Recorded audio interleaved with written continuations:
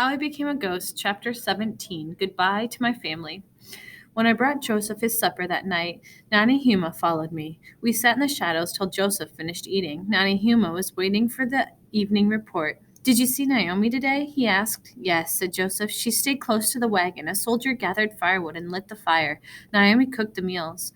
Does she ever go into the woods and maybe to the creek to wash dishes? Nanny Huma asked. No, never, said Joseph.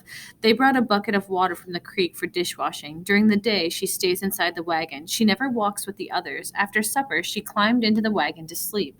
I saw a soldier climb in after her. He had a rope. I am sure she is tied up every night and released in the morning. Is there a guard? Nanahima asked. Yes, Joseph said, but he fell asleep sometime around midnight. The soldier that relieved him saw that he was sleeping. He kicked him awake and they laughed about it. They are not worried about us. And why should they worry? Nanahima said. They have guns. I can sneak past the guard, Joseph said. This will not be as hard or dangerous as we thought. I will have my sharp stone good for cutting ropes.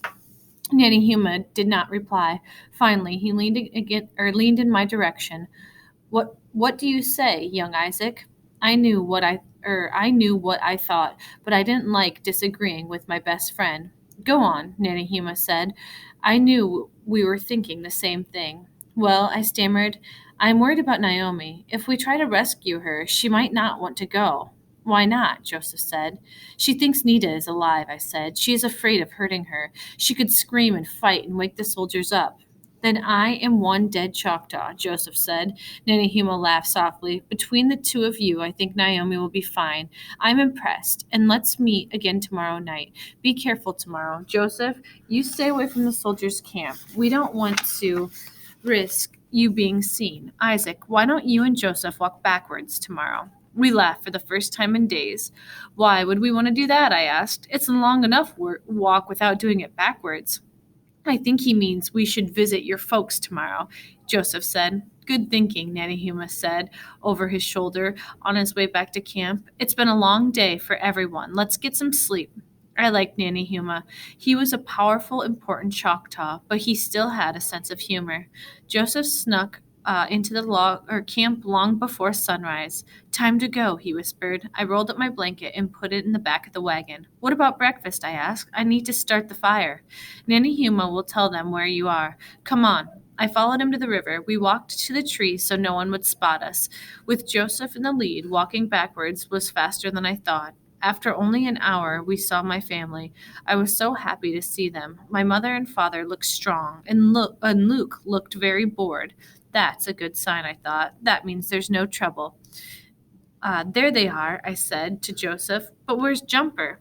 Right behind you, Jumper said. I turned around and Jumper jumped into my arms. What took you so long? He said, licking my face with a sloppy wet tongue. I lifted Jumper over my head. I missed you, Jumper, I said, but I did not miss your tongue. I set him down on the ground and Jumper ran circles around us, barking. Look at you, my father said. Joseph stayed in the shadows while I hugged my family, even Luke. I'm glad to see you're safe, Luke said. Are you here to stay? Mother asked. No, only a short visit. I made friends with the Choctaw councilman. I am their helper. I had no way of knowing how short this visit would be. This was the last time I would ever see my family. At least, the last time the living me would ever see them. We stopped at noon, and Luke and I built a fire. We had poshafa, just like before. It was the best bowl of corn soup I had ever had. I told my family about Joseph and everything we had seen and done. Where is Joseph? Luke asked. He's waiting by the river. I should bring him a bowl of soup. Let me do it, Luke said. I want to see him. Luke carried the blowgun in one hand and the bowl of pashofa on the other. I wished Joseph could join us, but I knew it wasn't safe. When Luke returned, the bowl was empty. I gave him my blowgun, Luke said. He's already making darts. I told him to take care of you. Joseph is a good friend. Maybe he can live with us when we reach our new home, my mother said. I held Jumper close to me and smiled. I knew my family would like Joseph. He was a strong Choctaw, one of us. The day went too fast. Soon the sky streaked red, and the sun dipped below the hills. I knew it was time to go. I knew I would soon say that word again and hear my family say it. Chipisi Lakshi. Choctaws never say goodbye. There's no word for it. We say Chipisi Lakti, which means I will see you again in the future. Even though I was nearing the day when I would never see my family as a living person, I would never leave them. Choctaws never go away.